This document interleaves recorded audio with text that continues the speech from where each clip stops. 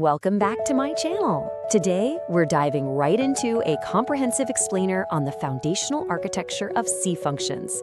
Look, even if you've been writing C for years, it is absolutely crucial to step back into the classroom and tear down exactly how functions operate under the hood. We're going to move way beyond basic syntax today. We're looking at memory allocation, the call stack, and those hidden performance trade-offs you really need to master. Here is our syllabus for today's explainer.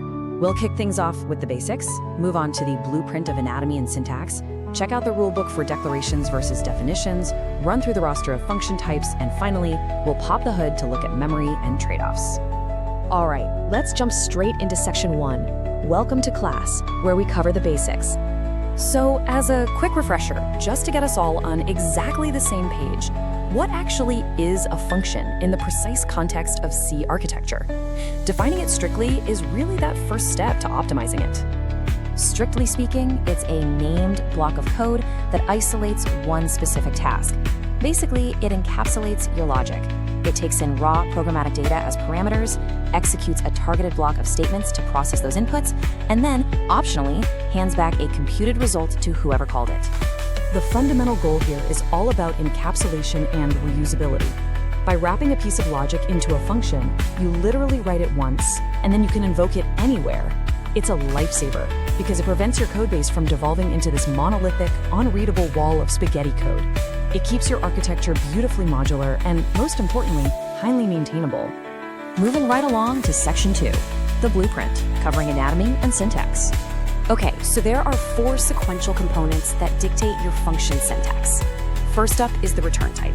This is just the data type sent back to the caller, or you use void if it returns nothing at all. Next is the function name, which is your unique identifier.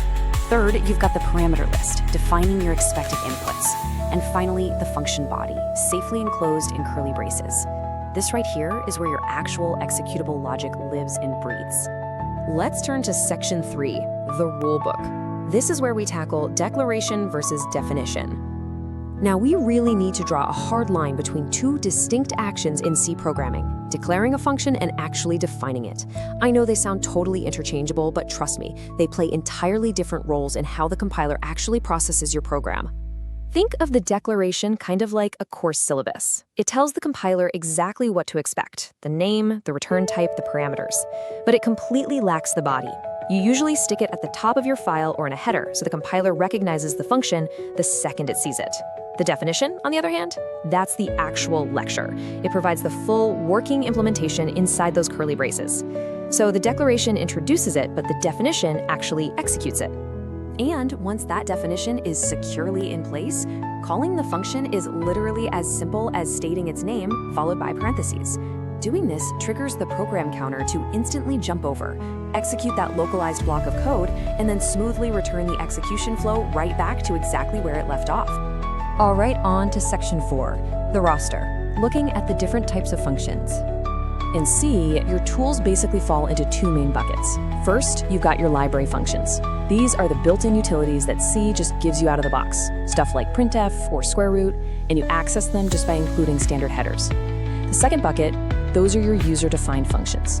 These are the custom, bespoke tools that you architect entirely from scratch to handle your program's specific, unique business logic. Now, when you're building those custom functions, they're going to fall into one of 4 distinct input and output configurations. You've got type 1, no arguments, no return. Type 2, arguments passed in but no return. Type 3, no arguments, but it does return a value. And type 4 takes arguments and returns a value. Honestly, selecting the leanest, most appropriate configuration for the task at hand is really the hallmark of a seasoned C programmer. Finally, let's jump into section 5, under the hood, where we talk memory and trade-offs. So let's look at what actually happens in the hardware. Every single time you call a function, the system dynamically allocates a block of memory, called a stack frame, right on the call stack. You can think of this frame as an isolated little sandbox that holds the function's local variables while it runs. But here's the kicker. The very second the execution hits return, that stack frame is immediately popped off and deleted, automatically freeing up that memory. But as absolutely incredible as the system is for automatic memory management, it's vital to recognize a pretty harsh truth in C. These structural benefits come with a literal computational cost. Functions, my friends, are never truly free. Think about it. Creating and destroying those stack frames requires processing overhead. Every single function call adds this micro penalty as the system manages memory and jumps around between code segments. In highly aggressive rapid loops, that overhead can actually degrade your performance. Plus, over-segmenting your code into way too many tiny functions can make the execution path an absolute nightmare to trace.